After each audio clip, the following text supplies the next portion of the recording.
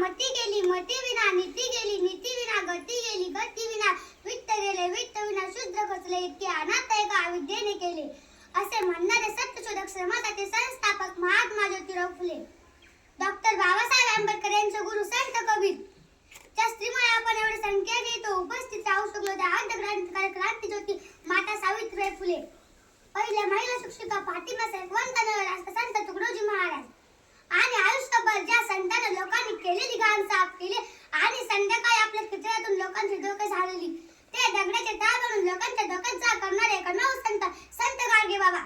जे का गांजले तशी म्हणे जो आपले तोची साधू ओळखावा देव तेथेच जाणावा जगत वंदनीय जगत गुरु संत तुकाराम महाराज, संत नामदेव महाराज, संत एकनाथ महाराज, तसेच फकीर कादंबरचे जनक साहित्यरत्न अण्णाभाऊ साठे, आरक्षणाचे जनक छत्रपती शाहू महाराज, अकरा पगड जातींना सोबत घेऊन ज्यांनी स्वराज्य निर्माण केले ते म्हणजे छत्रपती शिवराय. जब मनगटात बळ बुद्धी आणि चातुर्य आहे तोच माणूस स्वकर्तृत्वावर लोकाभिमुख राजा बनू शकतो अशा म्हणणारे राजमाता पुण्यश्लोक आयल्याने होळकर यांना सर्वांना मी सर्वप्रथम वंदन करते आणि माझ्या भाषणाला सुरुवात करते. भारताच्या पावनभूमीवर अनेक महापुरुषांनी जन्म घेऊन त्याच्यासाठी व समाजासाठी अहोरात्र कार्य करून सामाजिक बांधिलकी व राष्ट्रनिष्ठा जोपासली आहे.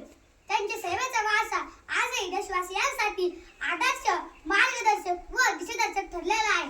या दोन महापुरुषात एक म्हणजे डॉक्टर बाबासाहेब आंबेडकर, ज्याला आपल्या भांडवलासह गाव कसं बाहेर जगणं भाग पाडलं अशा एखाद्या युगपुरुषाने मनुस्मृती नावाची एक विकलांग घटना जाऊन संविधान नावाची एक घटना चित्रत असताना आपल्या एकाच हयातीमध्ये एक विकलांग घटना जाऊन जगाला उद्धारणारी दुसरी घटना निर्माण करण्याचं काम पहिल्यांदा केले ते युगपुरुष भारतरत्न डॉक्टर बाबासाहेब आंबेडकर. त्यांची जयंती आज आपल्या सर्वांच्या उपस्थितीत साजरी होत असताना मी विद्या गोरखनाथ जाधव सर्वप्रथम तुम्हा सर्वांच्या टाळ्यांच्या गजरात डॉक्टर बाबासाहेब आंबेडकरांना विनम्र अभिवादन करते. डॉक्टर बाबासाहेब आंबेडकर म्हणजे अष्टपैलू व्यक्तिमत्व होते. त्यांना प्रत्येक क्षेत्राचे परिपक्व ज्ञान व माहिती होते. सामाजिक, राजकीय, आर्थिक, शैक्षणिक, धार्मिक, पत्रकारिता, कायदे अशा विविध क्षेत्रात आपल्या अमोघ वक्तृत्वाने व कुशल नेतृत्वाने डॉक्टर बाबासाहेब आंबेडकर दीनदलितांच्या, श्रमिकांच्या, विस्थापितांच्या, शोषितांच्या अंधकारमय जीवनाला तेजोमय संदेश दिला. गुलामगिरीच्या विळख्यात अडकून कोमेजून गेलेल्या मनामनातून समाज क्रांतीची मशाल पेटून डॉक्टर बाबासाहेब आंबेडकर मुरदार झालेल्या समाज क्रांतीला आपल्या हक्काप्रती जागृत केले.